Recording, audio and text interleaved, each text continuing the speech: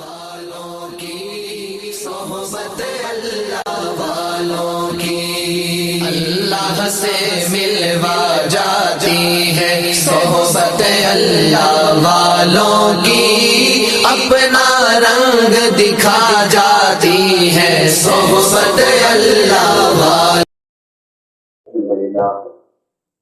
الحمد لله نحمده ونستعينه ونستغفره ونؤمن به ونتوكل عليه ونعوذ بالله من شرور انفسنا ومن سيئات اعمالنا من يهده الله فلا مضل له ومن يضلل فلا هادي له ونشهد ان لا اله الا الله وحده لا شريك له ونشهد ان سيدنا وسندنا وحبيبنا ونبينا ومولانا محمدا عبده ورسوله وصلى الله عليه وعلى آله وأصحابه وبارك وسلم تسليما كثيرا كثيرا أما بعد فأعوذ بالله من الشيطان الرجيم بسم الله الرحمن الرحيم يا أيها الذين آمنوا قوا أنفسكم وأهليكم نارا وقودها الناس والحجارة عليها ملائكة غلاظ شداد لا يعصون الله ما أمرهم ويفعلون ما يؤمرون صدق الله العظيم قال رسول الله صلى الله عليه وسلم خيركم من تعلم القرآن وعلمه وقال النبي صلى الله عليه وسلم إن الله لا ينظر إلى صوركم وأموالكم ولكن ينظر إلى قلوبكم وأعمالكم أو كما قال رسول الله صلى الله عليه وسلم اسٹیج پر تشریف فرما علماء کرام، سامعین اکرام اور پردے کے پیچھے سے سننے والی میری مائیں اور بہنیں، یہ ہمارے لیے بہت ہی مبارک گھڑیاں ہیں، بہت ہی مبارک مجلس ہے اور یہاں پہنچ کر بہت خوشی بھی محسوس ہو رہی ہے کہ ہمارے علاقے میں میرے علم کے مطابق یہی ایک گاؤں ایسا ہے جس میں پورے منظم طریقے سے مکتب کا سلسلہ الحمدللہ چل رہا۔ وقت جو ہے بہت ہی تنگ ہوتا جا رہا ہے، تو تیزی کے ساتھ آگے بڑھتا جا رہا ہے۔ مجھے جو ہے 20 منٹ کا وقت دیا گیا ہے، اب جو ہے 7:15 بجے ہیں، انشاءاللہ اپنے وقت میں اپنی باتوں کو مکمل کروں گا۔ 3 باتیں میں آپ کے سامنے سنانا چاہتا ہوں اور اس کو جو ہے کوئی بیان نہ سمجھیں، بس ایک مذاکرہ۔ 3 باتیں، اس میں سے پہلی بات قرآن شریف کی عظمت، اور دوسری چیز بچوں کی تربیت، تیسری چیز گاؤں والوں کی ذمہ داری اور علماء کی رہنمائی۔ ان 3 باتوں کے اوپر میں اپنی بات کو ختم کروں گا انشاءاللہ۔ پہلی بات قرآن شریف، جس کو ہم جو ہے اپنے نگاہوں کے سامنے دیکھتے ہیں، یہ قرآن شریف کوئی معمولی کتاب نہیں ہے، کہ اللہ رب العزت کی طرف سے نازل ہوا یہ کلام ہے اور یہ اللہ کے اندر سے نکلا ہوا کلام۔ قرآن شریف کے بارے میں مسئلہ موجود ہے کہ قرآن شریف اللہ کی مخلوق نہیں ہے، اللہ کی صفت ہے، اس لیے کہ اللہ کی جتنی بھی مخلوق ہے تمام مخلوق کو فنا ہے، تمام مخلوق فنا ہو جائے، لیکن قرآن شریف اللہ کی مخلوق نہیں ہے، اللہ کی صفت ہے، اللہ کے اندر سے نکلا ہوا کلام ہے، تو اس لیے قرآن شریف کبھی ختم نہیں ہوتا۔ قیامت آ جائے گی، دنیا برہم برہم ہو جائے گی، دنیا کا ہر چپا ختم ہو جائے گا، دنیا کے ہر چیز ختم ہو جائے گی، اور جنت میں جانے والے چلے جائیں گے، جہنم میں جانے والے چلے جائیں گے۔ اللہ رب العزت ہم سب کو جہنم سے بچائیں، جہنم سے بچا کر جنت میں داخلہ عطا فرمائے، تو تمام معاملات ہو جائیں گے، اس کے بعد بھی اللہ کا کلام موجود رہے۔ اس لیے اس بات کو پہلے یہ سمجھنا ہے کہ بھائی قرآن شریف اللہ کا کلام ہے، اللہ کی صفت ہے، اللہ کی مخلوق ہے. ہم اور آپ اللہ کی مخلوق، یہ نباتات، جمادات، تمام کی تمام چیزیں اللہ کی مخلوق. جتنی بھی چیزیں ہم کو دنیا میں دیکھنے میں نظر آ رہی ہیں، تمام کی تمام چیزیں اللہ کی مخلوق میں ہیں، لیکن اللہ کا کلام اللہ کی مخلوق نہیں ہے، اللہ کی صفت. اور اس کی عظمت کے اوپر کیسی کیسی حدیثیں موجود ہیں. بارہا ہم سنتے رہتے ہیں خیرکم من تعلم القرآن وعلمہ. یہ حدیثیں سن سن کر ہمارے کان جو ہیں ان حدیثوں سے مطمئن ہو چکے ہیں. لیکن آج میں 2 روایتیں آپ حضرات کے سامنے سناؤں گا جو آپ کے لیے بہت ہی نئی معلوم ہوں گی. ایک تفسیر کی کتاب ہے کنز العمال. اس کتاب کے اندر بہت ساری حدیثیں موجود ہیں، بہت ساری روایتیں موجود ہیں. پہلی روایت جس میں اللہ کے نبی پاک صلی اللہ علیہ وسلم ارشاد فرماتے ہیں کہ جو آدمی ہر دن اللہ کے کلام کو دیکھ کر 200 آیتیں پڑھتا. کتنی آیتیں؟ 200 آیتیں ہر دن، دیکھے بغیر نہیں، حفظ نہیں، بلکہ دیکھ کر قرآن شریف کو 200 آیتیں پڑھتا ہے، تو جب وہ مر جائے گا، اس کو دفن کر دیا جائے گا، تو اس کے قرآن کی روزانہ 200 آیتیں دیکھ کر پڑھنے کی وجہ سے اللہ اس کے ساتھ ایسا اعزاز فرمائیں گے کہ اس کے قبر کے آنسو بازو میں 7 قبروں تک عذاب نہیں ہوگا. بہت ہی جو ہے زبردست اور بہت ہی جو ہے کام کی حدیث ہمارے سامنے آئی ہے کہ جو بندہ روزانہ قرآن شریف کی 200 آیتیں دیکھ کر پڑھے گا تو وہ مر جائے گا، اس کو دفن کر دیا جائے گا، تو اس کے آزو بازو میں 7 قبروں تک اس کی برکت سے عذاب قبر نہیں ہوگا. 7 قبر والوں کی اللہ مغفرت کر دے. جب 7 آزو بازو کے قبروں کی اللہ مغفرت کر رہے ہیں تو قرآن شریف جو پڑھ رہا تھا اس کے ساتھ کیا معاملہ ہوگا؟ کہ اللہ اس کی مغفرت نہیں کریں گے؟ بدرجہ اولا اللہ رب العزت اس کی مغفرت کریں گے. اس لیے قرآن شریف پڑھنے کی کوشش کرنا. کون کون پڑھیں گے قرآن شریف؟ ابھی پورے ہاتھ نہیں اٹھائے، ارادہ نہیں ہے شاید. قرآن شریف پڑھنا نہیں آتا تو سیکھنا ہے، ضروری ہے. فقہ حنفی کے اندر ایک مسئلہ موجود ہے. حضرت امام اعظم ابو حنیفہ رحمۃ اللہ علیہ فرماتے ہیں مسلمان کا قرآن کے اوپر حق یہ ہے کہ ہر سال میں مسلمان 2 مرتبہ قرآن ختم کرے. قرآن کا حق ہے یہ مسلمان پر. اگر کوئی مسلمان سال میں 2 مرتبہ قرآن ختم نہیں کرتا، قرآن اس کے بارے میں بددعا کرے. اب آپ کی مرضی کہ بھئی آپ میں سے کون قرآن کی بددعا لینا چاہتا ہے، کون قرآن کی دعا لینا چاہتا ہے. اگر قرآن کی دعا لینا ہے تو کم سے کم سال میں 2 مرتبہ قرآن ختم کرنا. دیکھ کر ہی کیوں نہ پڑھیں، اٹک اٹک کر ہی کیوں نہ پڑھیں. اگر آپ کو صحیح طریقے سے پڑھنا نہیں آتا، آپ کی زبان پلٹ نہیں رہی ہے، پھر بھی کوشش کرنا. یہاں تک ہمارے اکابر فرماتے ہیں کہ آدمی جو ہے بہت ہی مجاہدہ کیا، بہت ہی محنت کیا قرآن کریم کو سیکھنے کے، لیکن قرآن کریم سیکھ نہیں سکا اور اس کی زبان نہیں پلٹ رہی ہے. آخری درجہ قرآن کریم کا حق یہ ہے کہ ہر مسلمان اپنے گھر کے اندر قرآن شریف کھولے، قرآن شریف کھول کر قرآن شریف کے ہر حرف پر اپنی انگلی چلاتا جائے اور یہ کہتا جائے کہ اے اللہ یہاں تو نے جو بات کہی ہے یہ بھی حق ہے، یہ بھی سچ ہے، اور اس کے اندر کسی قسم کی کوئی کمی نہیں ہے، کسی قسم کا کوئی جھوٹ نہیں. کم سے کم اتنا تو کرنا. ایسا واقعہ لکھا ہوا ہے کتابوں کے اندر، وہ لمبا واقعہ ہے لیکن مختصراً عرض یہ ہے کہ ایک آدمی بہت ہی بے دین تھا، کبھی زندگی میں نماز نہیں پڑھا، کبھی اللہ کے گھر کی طرف نہیں دیکھا، کبھی جو ہے دین کا کوئی کام نہیں کیا، کبھی اللہ کی کوئی عبادت نہیں کی. محنت مزدوری کرتا تھا، شام میں آتا تھا، شام میں آ کر نہاتا تھا، دھوتا تھا، کپڑے بدل کر کیا کرتا تھا، قرآن شریف کو لے کر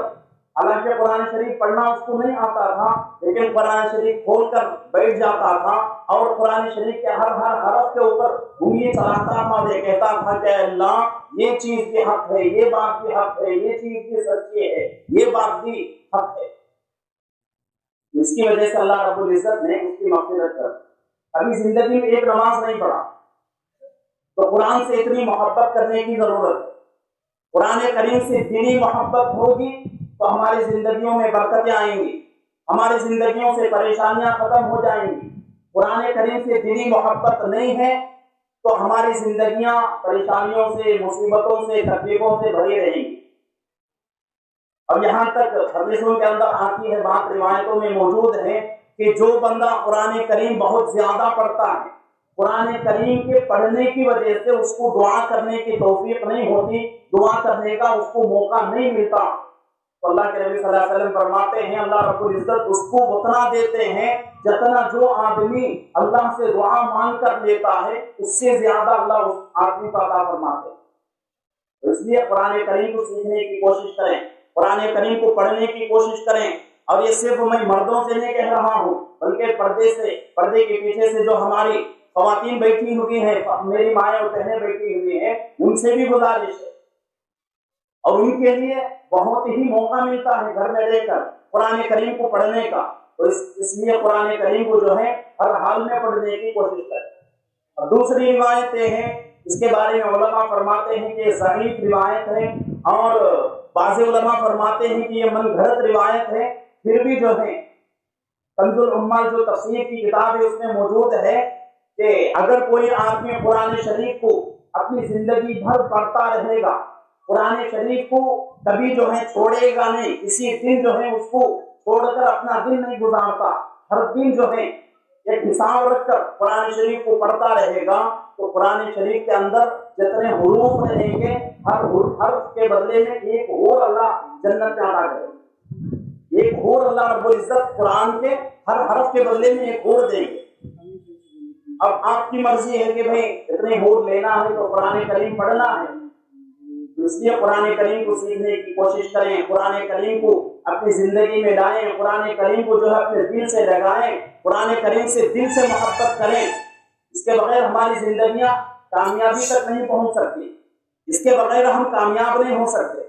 تو اس لیے قرآن کریم کو سیکھنا ہے، سیکھ کر اس کو پڑھنے کی کوشش کرنا ہے۔ اور دوسری بات،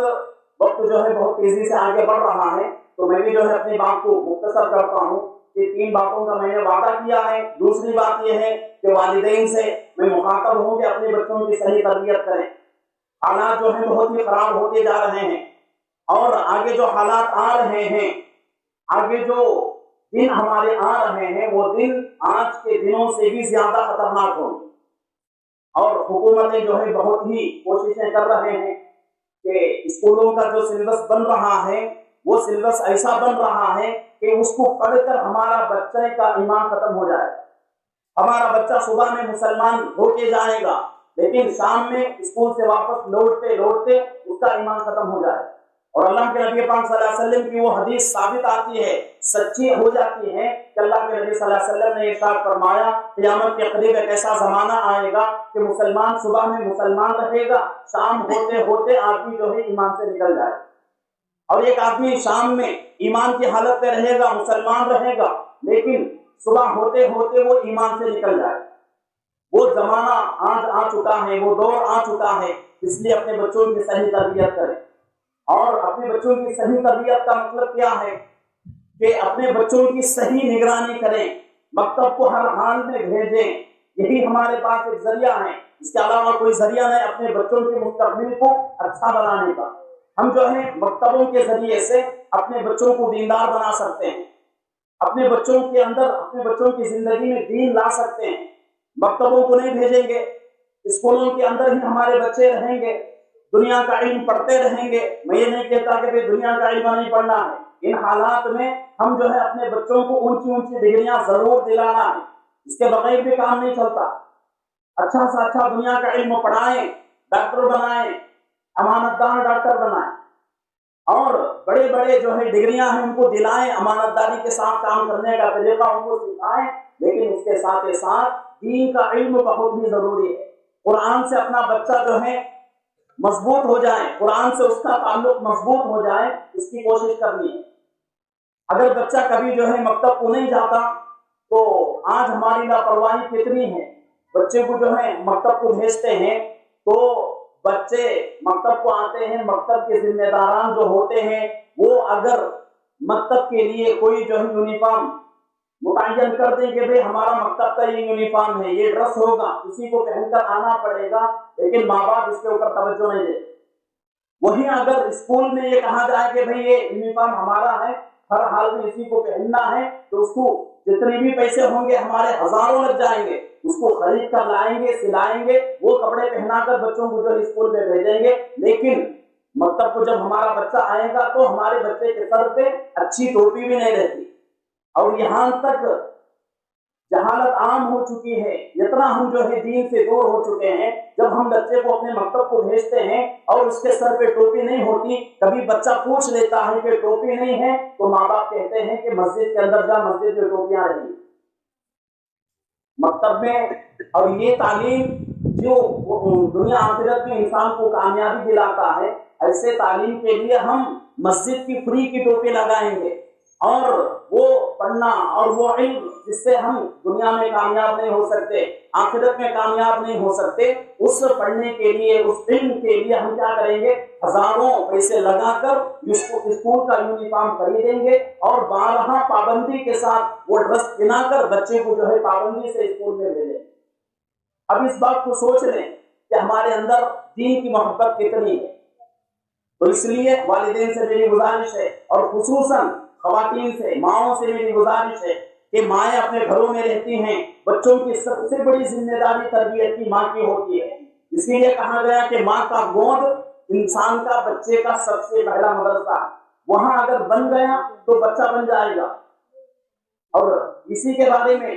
اللہ کے نبی پاک صلی اللہ علیہ وسلم کی حدیث موجود ہے کہ 7 سال کی عمر تک بچے کے اوپر کوئی زبر نہ کیا جائے، کوئی زبردستی نہ کیا جائے۔ بچے کی عمر 7 سال ہو جائے تو اس کو نماز کی عادت ڈالی جائے۔ یہ حدیث ہم سنتے رہتے ہیں، لیکن اس کے اوپر کبھی ہم نے غور کیا کہ اللہ کے نبی صلی اللہ علیہ وسلم نے 7 سال تک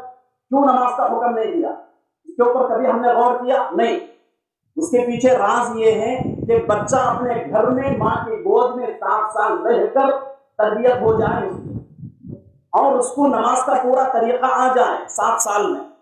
اور دینداری اس کے اندر آ جائے۔ اس لیے اللہ کے نبی صلی اللہ علیہ وسلم نے 7 سال اپنے گھر میں رہنے کے لیے کہا ہے، اور ان باتوں کے اوپر غور کرنے کی ضرورت ہے۔ اور تیسری بات جس کے طرف میں آپ کو توجہ دلانا چاہتا ہوں کہ ہمارے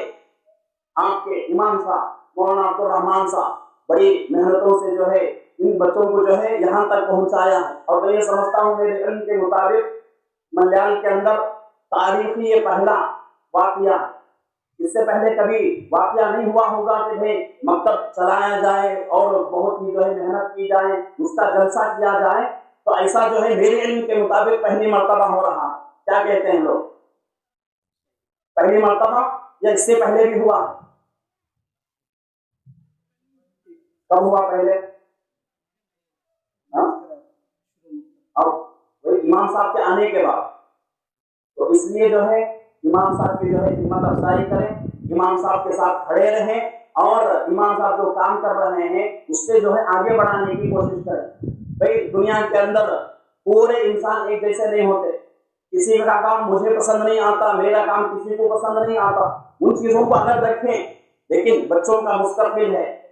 بچوں کے مستقبل کو دیکھتے ہوئے، بچوں کے آگے کی زندگی کو دیکھتے ہوئے امام صاحب کو جو ہے اس کام کے اوپر جو ہے امام صاحب کی ہمت افزائی کریں، امام صاحب کے ساتھ جو ہے کھڑے رہیں، اور ان کی چھوٹی چھوٹی جو باتیں ہوتی ہیں ان کو نظر انداز کر دیں۔ اور ایک بات یاد رکھیں کہ بھئی اگر یہ امام نہیں آگے دوسرا امام آ جائے گا، وہ نہیں تو اور ایک امام آ جائے گا، امام تو آتا رہے گا، کوئی نہ کوئی ہمیں جو ہے امام مل جائے گا، لیکن اب جو امام ہمارے پاس ہے اس کے بعد جو امام آئے گا وہ اس سے زیادہ بھی جو ہے نخرے کرے گا، اس کے نخروں کو اور بھی زیادہ برداشت کرنا پڑے گا۔ اس سے بہتر یہ ہے کہ بھئی اسی امام کو سمجھا بجھا کر کچھ باتیں بول کر جو ہے اپنے جو ہے گاؤں میں رکھ لیں، اور اپنے بچوں کے مستقبل کو اچھا سے اچھا بنانے کی کوشش کریں۔ تو یہ 3 باتیں میری آپ سے گزارش ہیں، تو ان 3 باتوں کو جو ہے اپنی زندگی میں لانے کی کوشش کریں۔ اور یہ بچے جو ہے چھوٹے چھوٹے بچے واقعی یہاں آ کر بہت ہی خوشی ہوئی، اور بہت ہی جو ہے فخر سے میں کہہ رہا ہوں کہ ہمارے ولیندلہ کے اطراف کے گاؤں میں اتنا منظم طریقے سے کہیں بھی مکتب نہیں چل رہا ہے، بہت ہی فخر سے کہتا ہوں۔ اور آپ لوگ جو ہیں بہت ہی اس کے اوپر اللہ آپ کو اجر عطا فرمائیں گے، اور بہت ہی جو ہے ثواب اللہ کی طرف سے آپ کو ملے گا کہ آپ لوگ جو ہے اس کے پیچھے محنت کر رہے ہیں، اور بھی جو ہے محنت کرنے کی کوشش کریں۔ اس سے جو ہے آپ کے بچے اچھے بن جائیں گے، آپ کے بچوں کی زندگیوں میں جو ہے دین آئے گا، آپ کے بچے آپ کی خدمت کرنے والے بنیں گے، آپ کے نافرمان نہیں بنیں گے۔ مجھے یہ بتاؤ کہ دنیا کا کون سا کالج ایسا ہے، کون سا اسکول ایسا ہے جس میں بچے کو انسان بنایا جاتا، اس کو جو ہے یہ سکھایا جاتا ہو کہ بھئی ماں باپ کے ساتھ کس طرح پیش آنا ہے، بھائی بہنوں کے ساتھ کس طرح سلوک کرنا ہے، بڑوں کے ساتھ کس طرح ادب سے پیش آنا ہے، چھوٹوں کے ساتھ شفقت کرنا ہے۔ دنیا کا کون سا کالج، کون سا اسکول ایسا ہے؟ کوئی اسکول ایسا نہیں ہے، کوئی کالج ایسا نہیں ہے، صرف مدرسے اور مکاتب ایسے ہیں جس میں بچہ جب داخل ہوتا ہے تو اس کو انسان بنایا جاتا ہے، اور اس کو جو ہے تمام طریقے سکھائے جاتے ہیں۔ تو اس لیے تمام ساتھیوں سے، تمام لوگوں سے میری گزارش ہے، وقت بھی میرا پورا ہو گیا ہے، اور اس امید سے جو ہے بات کو میں ختم کرتا ہوں کہ آپ لوگ جتنی باتیں میں نے کہی ہیں ان باتوں کے اوپر انشاءاللہ عمل کریں گے۔ کون کون کریں گے؟ ابھی ہاتھ نہیں اٹھائے، پورے اٹھاؤ۔ اللہ کا گھر ہے، اللہ کے گھر میں آج وعدہ کر رہے ہیں آپ لوگ کہ ان باتوں کو اپنی زندگی میں لائیں گے۔ تو ایک تو وعدہ ہے، اور ایک اللہ کا گھر ہے، کسی بھی طرح آپ کو نبھانا ہی نبھانا ہے، اگر نہیں نبھائیں گے تو وعدہ خلافی ہو جائے گی۔ تو اس لیے تمام ساتھی جو ہے ان باتوں کو اپنی زندگی میں لانے کی کوشش کریں، اور پھر میں آپ تمام حضرات کا شکر گزار ہوں، آپ تمام حضرات کا دل کی گہرائیوں سے جو ہے شکریہ ادا کرتا ہوں کہ آپ لوگوں نے آپ کے بچوں کے لیے بڑی محنتیں کی ہیں، اور امام صاحب کے ساتھ کھڑے رہیں، آگے بھی کھڑے رہیں، اور آگے بھی جو ہے اپنے بچوں کے مستقبل کے لیے کوششیں کریں، آگے بھی جو ہے اپنے بچوں کو اچھا سے اچھا جو ہے قرآن حدیث پڑھانے کی کوشش کریں۔ اللہ ہم سب کو اپنے بچوں کی صحیح تربیت کرنے کی، قرآن سے دل سے محبت کرنے کی، قرآن شریف کو اپنی زندگی میں لانے کی اللہ ہم سب کو توفیق عطا فرمائے۔ آمین۔ وآخر دعوانا الحمد للہ رب العالمین۔